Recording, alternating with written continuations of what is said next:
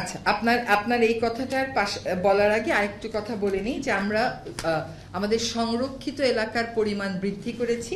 দেশের ইতিহাসে প্রথমবারের মতন একটা আমরা জলাভূমি কেন্দ্রিক সংরক্ষণ এলাকা ঘোষণা করেছি এবং আরেকটা ঘোষণার প্রক্রিয়াতে আছে।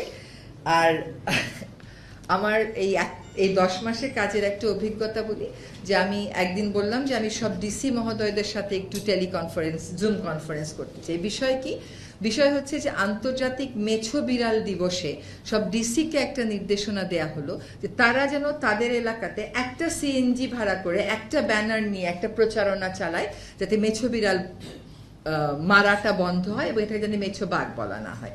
একই সাথে আমরা 21টা জেলাতে একটা ছোট্ট গাড়ি বানিয়ে সেখানে মেছো বিড়ালের ছবি দিয়ে 21টা জেলায় ওইটাকে পরিদর্শন করিয়েছি মানুষের শুধুমাত্র অভ্যাসগত এবং মনস্তাত্ত্বিক পরিবর্তন আনার জন্য। এবং আমার মনে হয় না যে এর আগে কোনোদিন কোনো ডিসি এরকম সফট ইস্যুতে ইনভলভ হয়েছেন বলে। এই প্রক্রিয়াটা অব্যাহত রাখতে হবে। এবার আপনার প্রশ্নের উত্তরে আসি। আপনারা অলরেডি সরকারের একটা বক্তব্য দেখেছেন। সরকার একটা বিবৃতি দিয়ে কেবল নিন্দা জানায়নি, সরকার এই কথাটাও বলেছে যে এই ব্যাপারে প্রয়োজনীয় পদক্ষেপ গ্রহণ করা হবে।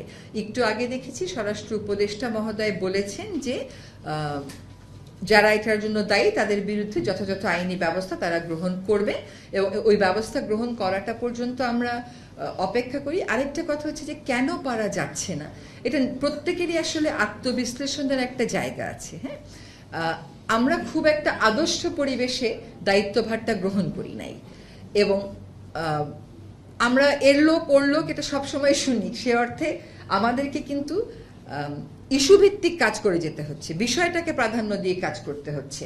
তো আমরা চেষ্টা করে যাচ্ছি, সব জায়গাতেই আমরা বলে যাচ্ছি, আমরা চেষ্টা করছি যতটা নন ভায়োলেন্ট উপায়ে পারা যায় সকল বিক্ষোভটাকে অ্যাড্রেস করতে। দমন তো আমি বলবোই না, কারণ প্রত্যেকেই তার গ্রিভেন্স প্রকাশ করার অধিকার আছে। সবকটাকে অ্যাড্রেস করার চেষ্টা করছি।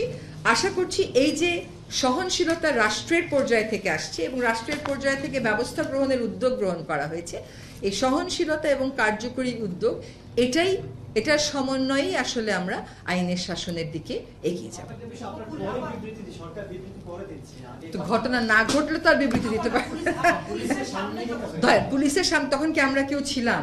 বা আমরা ওটা তো পুলিশের একটা মামলা হয়েছে, পুলিশ গেছে গ্রেফতার করতে এবং এখানে যখন বলা হয়েছে আইনগত ব্যবস্থা গ্রহণ করা হবে, আইনগত ব্যবস্থা নিশ্চয়ই স্বরাষ্ট্র উপদেষ্টা মহোদয় আপনাদেরকে আরো বিস্তারিত করবেন। না, সে কথা আমি বলছি না মনোবল ফিরে পাইনি, কারণ অনেক জায়গাতেই আপনি দেখছেন যে পুলিশ বেশ সক্রিয় হয়েছে। কিন্তু আমি যেটা বললাম, একটা আদর্শ পরিস্থিতিতে পরিবেশে আমরা দায়িত্ব গ্রহণ করি নাই। পরিবেশটাকে আদর্শ করবার জন্য আমাদেরকে সবসময়ই কাজ করতে হচ্ছে। আমি বলবো না যে মনোবল ফিরে আসেনি, কিন্তু